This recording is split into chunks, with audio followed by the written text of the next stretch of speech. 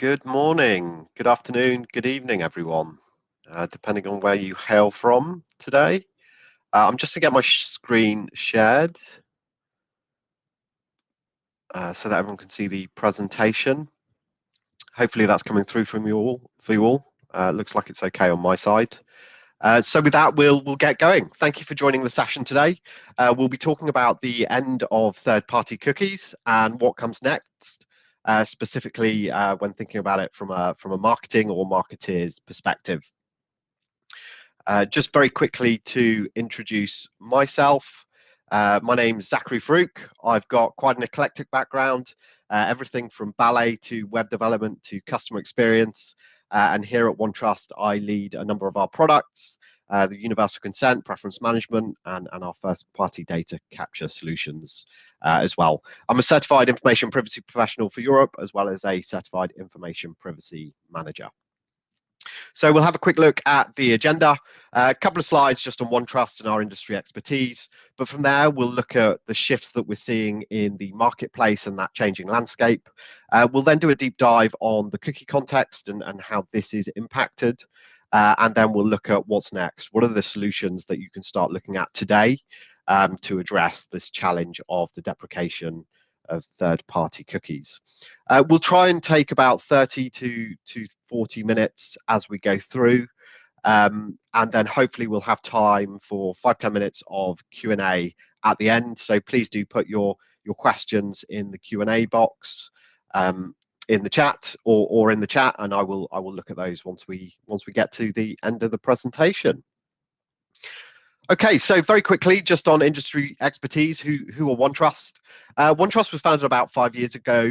Our roots are definitely deep-seated within privacy. We've got over 7,500 customers, 1,500 employees at the moment, 40% of which are in our product R&D, and we've got 12 locations across the globe. But although our roots are seated in privacy, really what we're about as a business is supporting our customers and clients to become more trusted organizations themselves. And this covers every aspect, every department within a business. It's not just within the privacy function.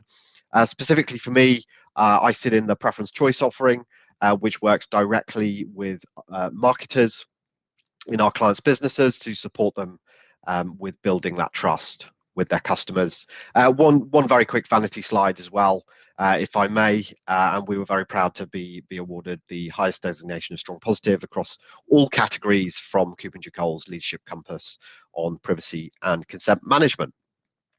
Okay, enough about OneTrust. Let's talk about the changing landscape.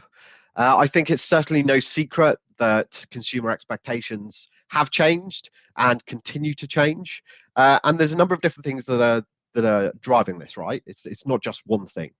Of course, there are the privacy regulations, and this probably really started back in 2002 with the e-privacy directive, probably more commonly known as the cookies law now. But then we had the behemoth that was GDPR drop in 2015, 2018, the enforcement, and since then a sort of avalanche of wider regulations coming in across the globe, whether we're talking about CCPA, soon to be CPRA. There's just been a law come out in Virginia, passed in Virginia, LGPD in Brazil, Castle in Canada, POPIA in South Africa. We're almost at the point today where you can pick any four letters, any four-letter acronym, and there is either a regulation in situ today or in flight coming in the future.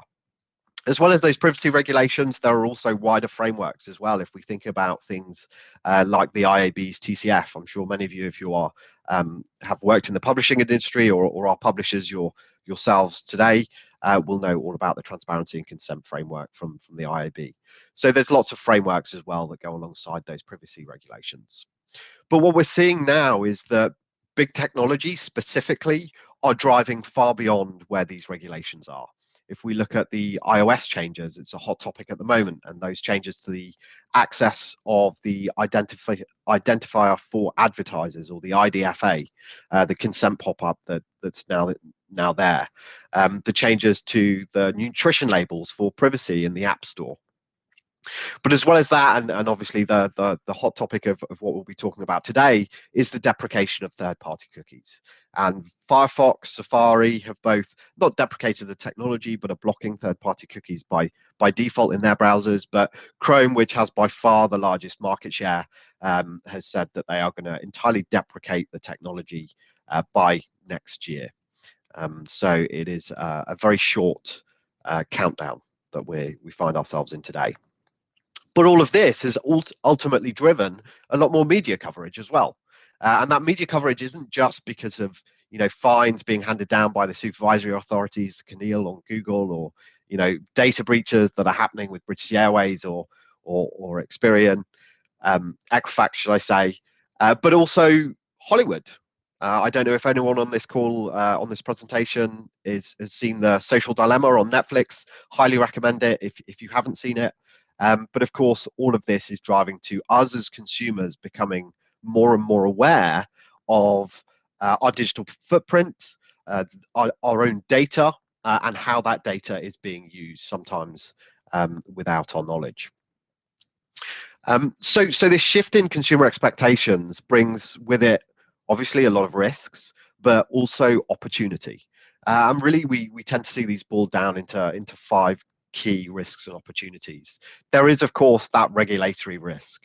Under GDPR, there is non-compliance for 2% or 4% of global turnover. There is a brand risk, of course, with regards to headlines, should you be fined, but also in regards to market share and losing that market share. There's also a real revenue risk behind that market share, but it's not just the market share itself. A lot of companies are sitting on or relying on data that they can't actually process. They're ultimately just paying for storage. And so imagine, one day waking up and finding that actually 80% of that data can't be used and you have to start again. But with those risks, obviously come opportunities. There is a brand opportunity, a real brand opportunity to stand out from the crowd, to have privacy, trust, transparency as a competitive differentiator for your brand. I think no one probably does this better than Apple at the moment. I can't remember who said this or what article I saw it in, but they said that iPhone, iOS, iPads, MacBooks, they're not Apple's best product. Apple's best product is privacy, which is a pretty incredible thing to say. But it just goes to show that there is a real brand opportunity and ultimately revenue opportunity that comes from that.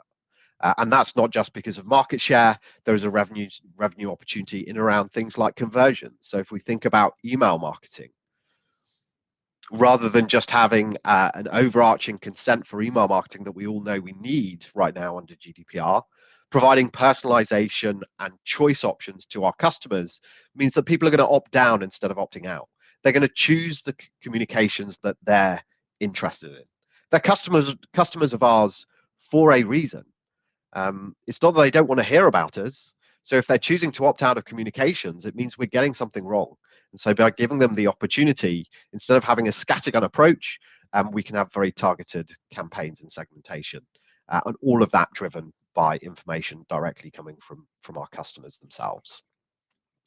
So what does this mean holistically?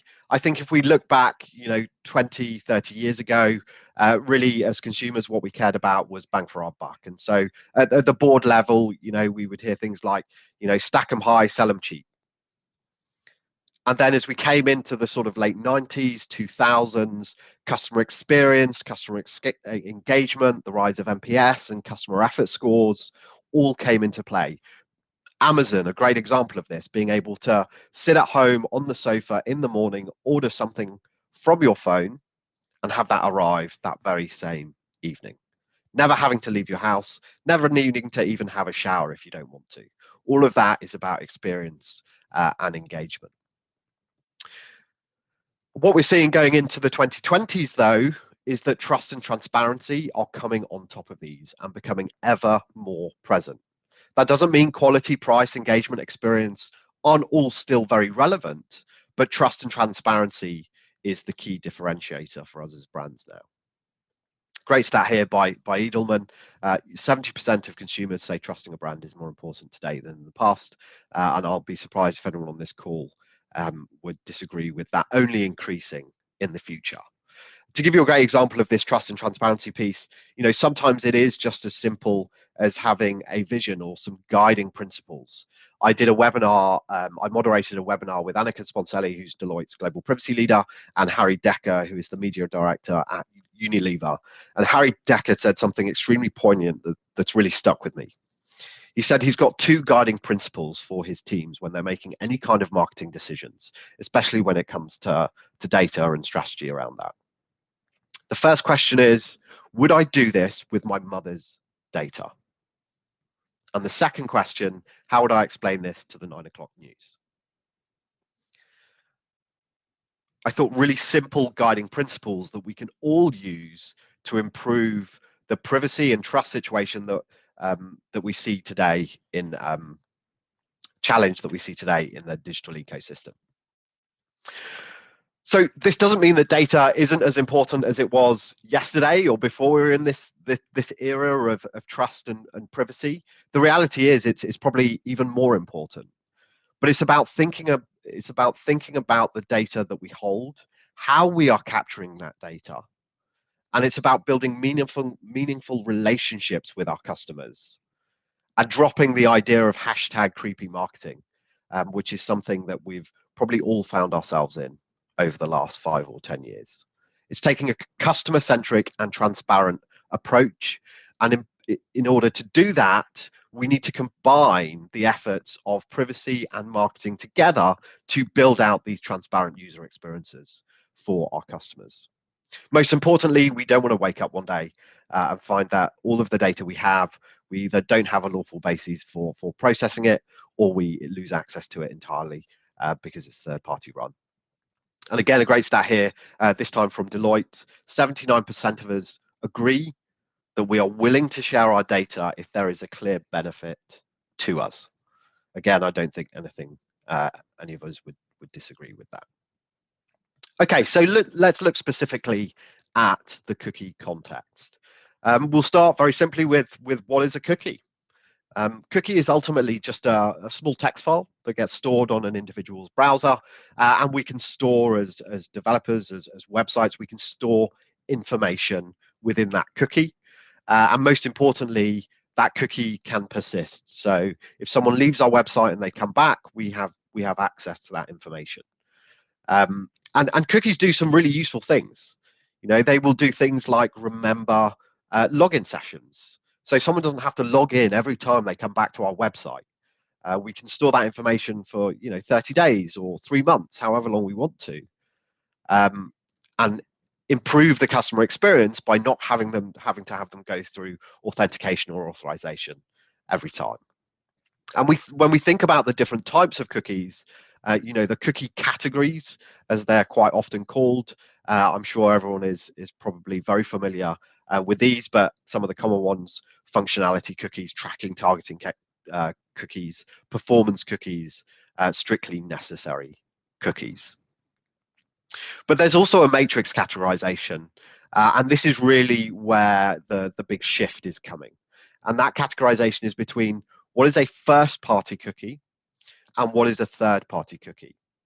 And the core difference here is that they have very different behaviors and very different capabilities from a technological standpoint, and therefore are used in very different ways.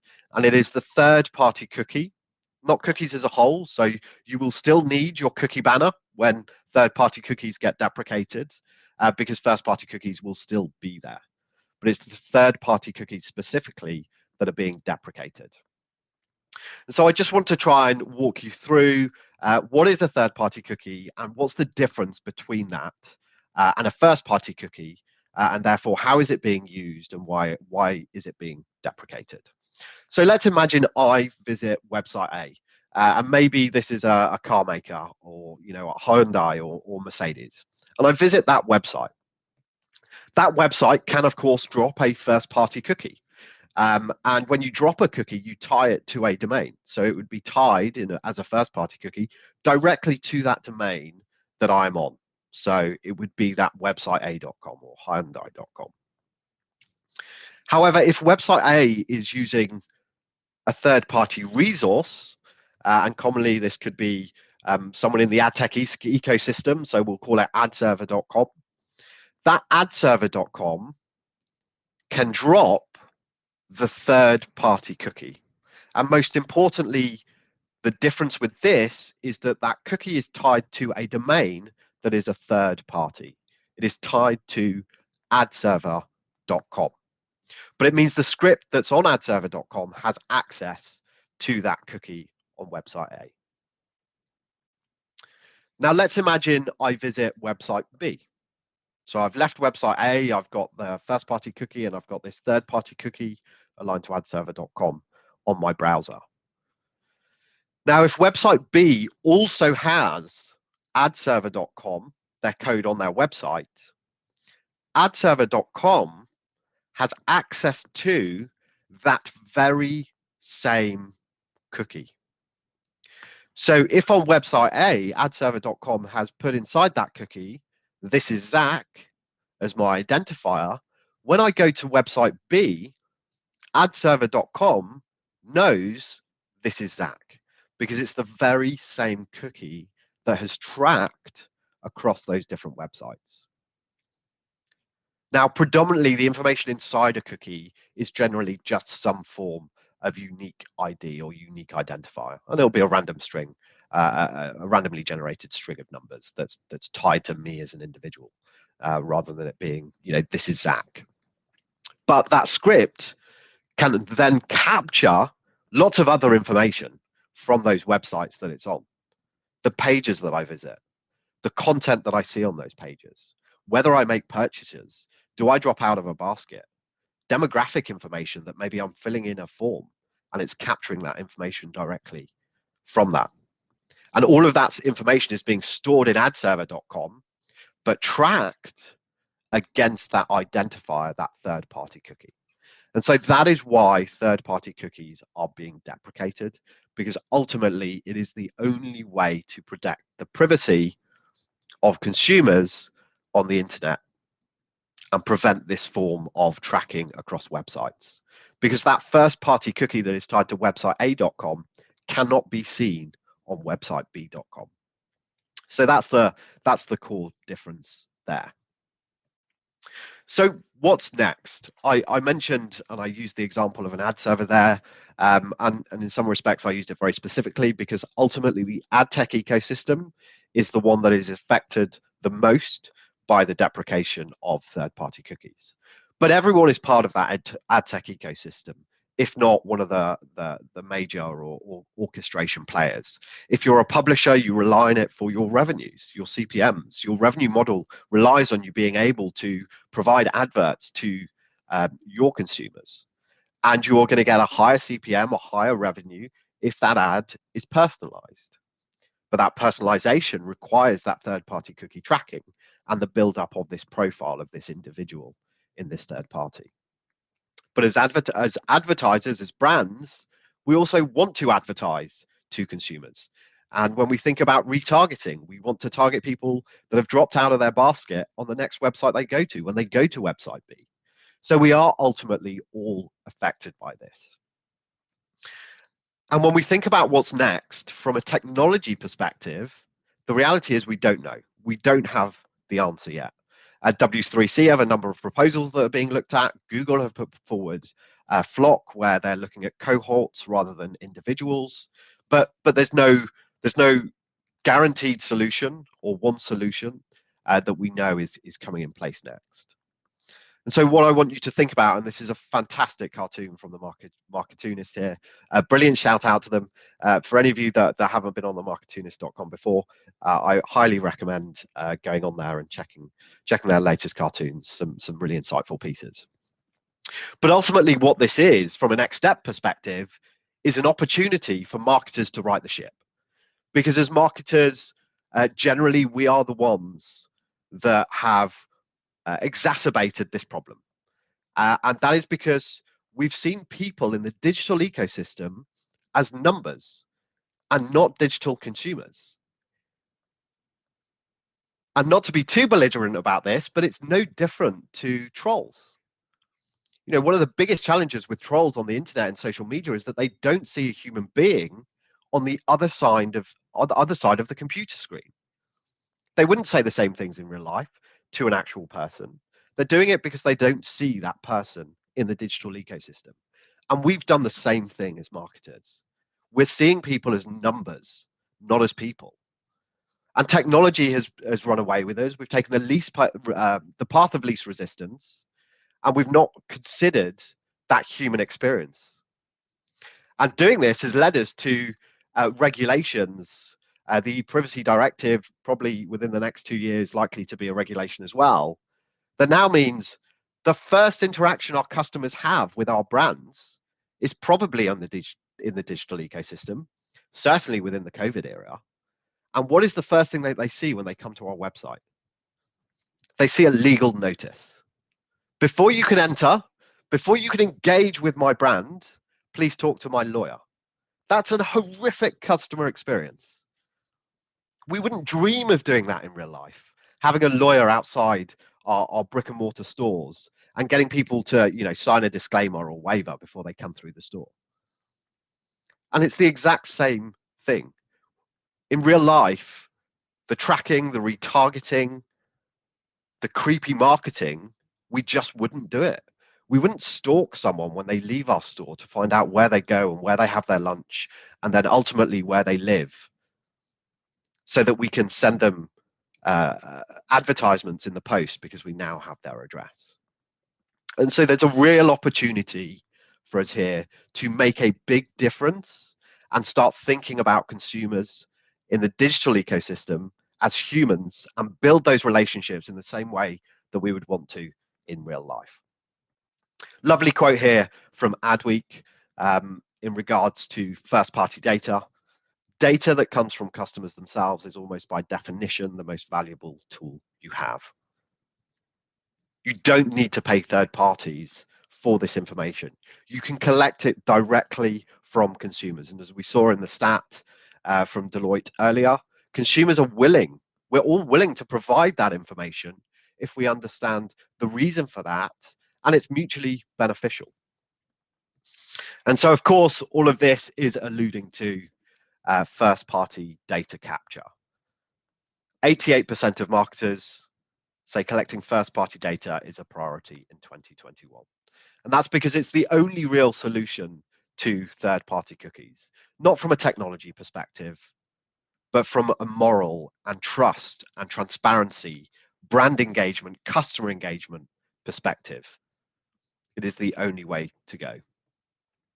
So let's have a quick look at some data types just to get us all on the same page in regards to first-party data. Something that was coined by Forrester back in last year actually is this idea of zero-party data. And zero-party data is data that we collect directly from consumers, but it's data that's proactively given and freely given. To give you an example of that, if we look at first-party data, that might be something like email address. And so at point of registration, we could ask for someone's email address. But that's required in order for that relationship to begin. Zero-party data is all around preferences and choice, and it's freely given information. If we think about the email marketing example, giving people the ability to say, I'd like to receive my communications on a Friday, or I'd like to hear more about product X or product Y, or I want to access and see your blog, but I don't really care about your corporate communications or your newsletter. Second-party data is just very simply someone else's first-party data, and third-party data is aggregated data from different sources. Best example of that is in the example of the third-party cookie ad tech ecosystem we talked about there, where that data is being aggregated to an individual and then being provided to third parties. So when we think about first-party data capture, what does that really look like? And the first most important piece is about establishing an identifier. And while identifier is the technical term, what I really mean here is establishing a relationship with your consumer. Having that initial handshake to say, we're going to embark on a relationship. And we need that identifier because we need to tie information to it. We need to know that, it's Faruque at OneTrust.com, and his preference is to learn more about product A or product B. And I also want to call out that by identifier, we mean an identifier that is being provided or that we're generating at that point of handshake. It's not an identifier that's hashtag creepy. I'm going to look at the fonts that you've got installed on your system. I'm going to check the screen size. I'm going to check the version of your browser. I'm going to check the version of your operating system. And all of these things that may well be non-unique in themselves tie together to create a unique identifier. You have no idea I've identified you, but I now have that identifier. It is a very clear value exchange, point of relationship where the individual is saying, yes, I'm happy to be identified and embark on this journey. The next piece is all about just mapping your customer journeys and touch points and understanding what is the right data to capture and when. Contextual data capture is so important. It's not about putting a registration form that's got 100 different inputs on that the user has to fill out, because you're just going to increase dropouts. The individual is not going to understand why they're being asked these questions or why, what the benefit to them is of providing all of this first-party data to you. So it's about understanding and capturing data in context, the right data at the right time. When is it relevant? And this is what comes under that whole progressive profiling banner. I do think we need a new term outside of progressive profiling. I think profiling in itself doesn't lend itself to the idea of trust and transparency, when the reality is we are trying to do this in a very trustworthy and transparent manner. And then, of course, we need to activate that data. For it to be mutually beneficial, we need to make sure that if someone wants to sign up for a newsletter, in real time, they're signed up to that newsletter. If someone no longer wants to receive corporate communications, but wants to receive discounts and offers or loyalty rewards, we give them that ability and we do it in real time. We don't miss it because it requires John or Jane from Department X to do a download and then an upload, but they're on holiday and so we've missed it, or there's a batch process that happens once a week on a Sunday. And you did it on the Sunday morning, but the cutoff was Saturday, so you're gonna have to wait till next Sunday before you receive anything. How do we do that and make sure we're doing it in real time and automated? And that also protects us from a regulatory perspective.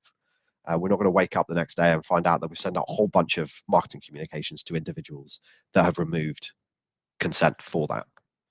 And so 3 in 5 marketers agree, of course they would, that first-party data drove stronger ROIs for their campaigns.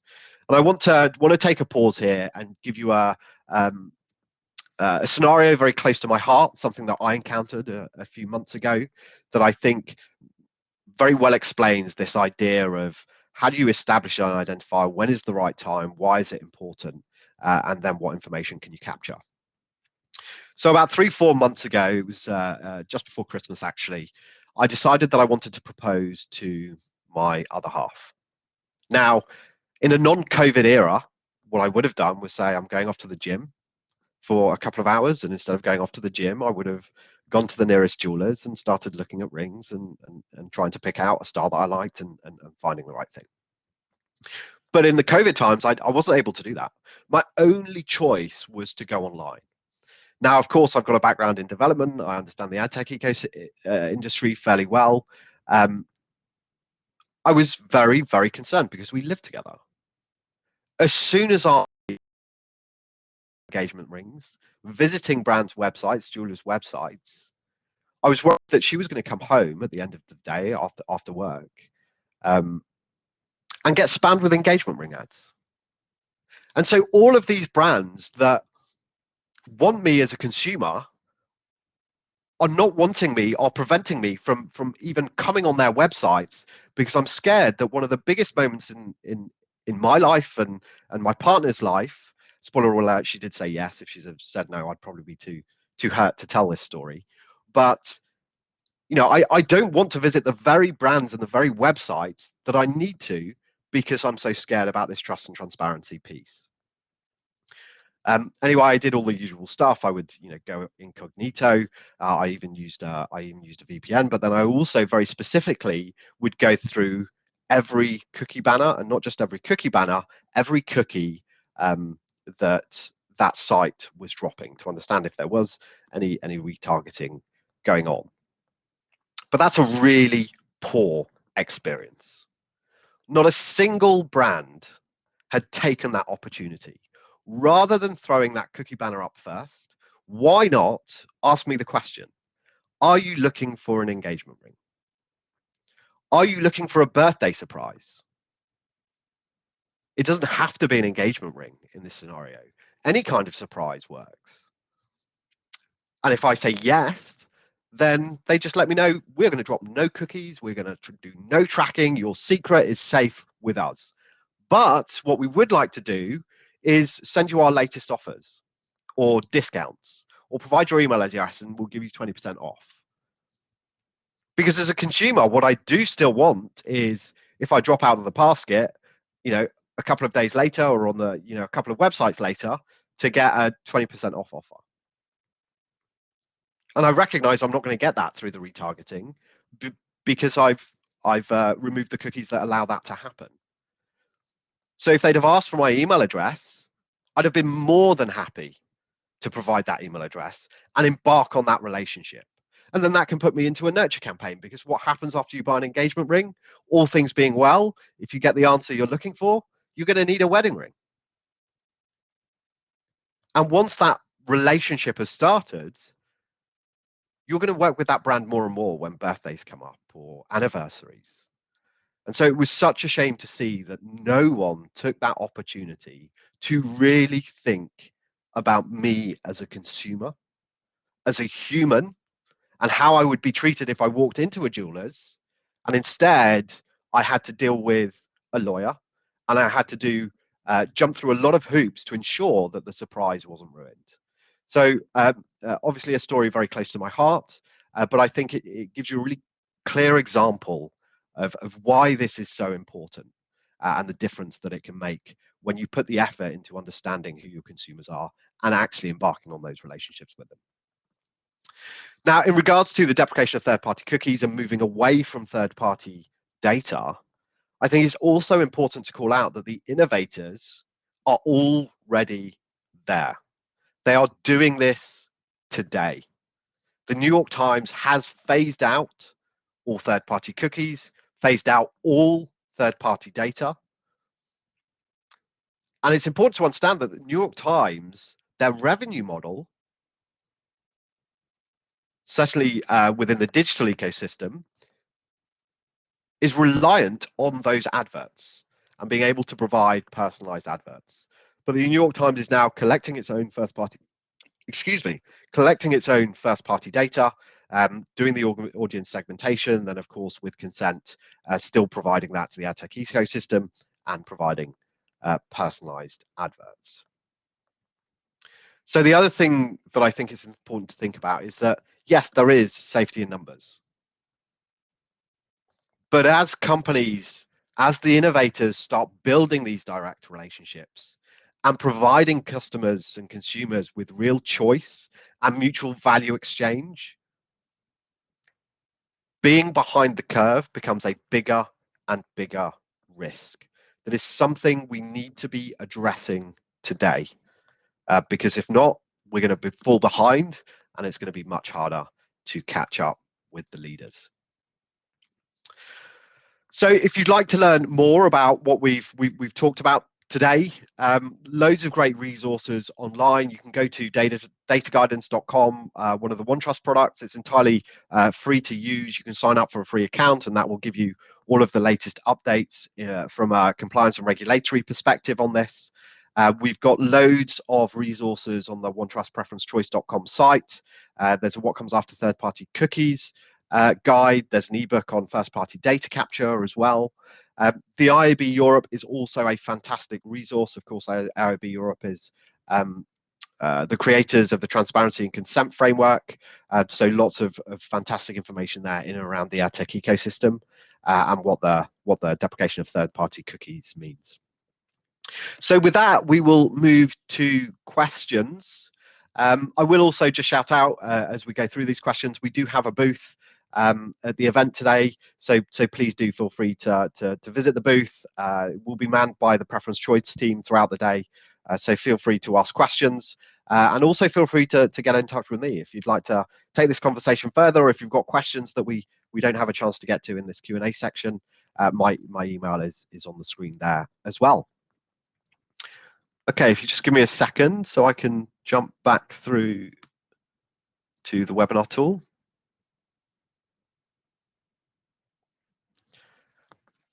Okay, so first question, great question. Do you think that paying users for data is the future? I mean, we could offer them some money if we use their data. I think this is a really interesting question. A very hot topic at the moment as well. I don't know if anyone's seen Dragon's Den recently, but Generate were on there, and their whole ethos was, we will provide personalized ads. You download the browser extension, and you earn what you actually earn is like tokens that you can then transfer into different products and things like that. So effectively earning from your data. Do I think paying users for the data is the future? No, I don't personally. I think it goes against what that is. If you think about that in the real world, it's like paying an individual to come into your store. I also think it's very hard for an individual to truly understand how that data is going to be used, because if you think about all of the potentials for it, if you just look today, when you see, we will pass your data to third parties. If you actually look at the list of the third parties, even on the TCF, there are hundreds and hundreds, I think there's something like 700-800 different vendors. An individual hasn't got time or the want to go through that and understand what's going on, nor will they necessarily understand the impact. So I think, yes, we will see businesses pop up in and around this. Do I think it is the future though? No. Is it possible to get a copy of the PowerPoint? Yes, we can do that if you get in touch with me directly. It might not be the whole PowerPoint, but we can certainly share a PDF copy of some of the pages. If you let me know any specific slides or pieces you wanted, then I can work with you on that.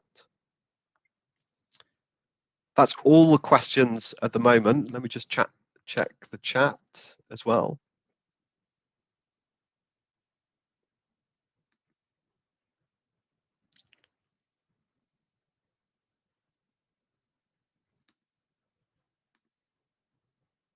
Okay, so if there are no other questions, I can give everyone a 7-minute tea break, a bit of time back to grab a coffee before your next session. But thank you very, very much for joining me today. Please do. It's a topic that's very close to my heart.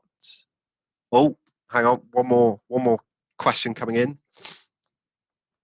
Will the removal of third-party cookies decrease the importance of digital ads and increase demand for better email, blog, SEO, etc.? I think yes, definitely. Good old-fashioned marketing will come to the forefront again with this, because we will lose the ability to be able to track people through other websites. So I do think it will do. It will definitely increase that importance. We're going to have to work much better on our content and all of those touch points and interactions that we have with individuals. Yes, absolutely, SEO is going to be a big deal, because again, being able to be found first, ultimately it's the first interaction with brands is 9 times out of 10 the web. Someone will go onto Google or another search engine and say, I'm looking for X, Y, and Z, and they'll probably look through the first page max. Certainly that's how I work. So I think definitely it will mean that. But I don't think that's a bad thing. That is certainly in the consumer's interest and benefit, rather than brands in many respects.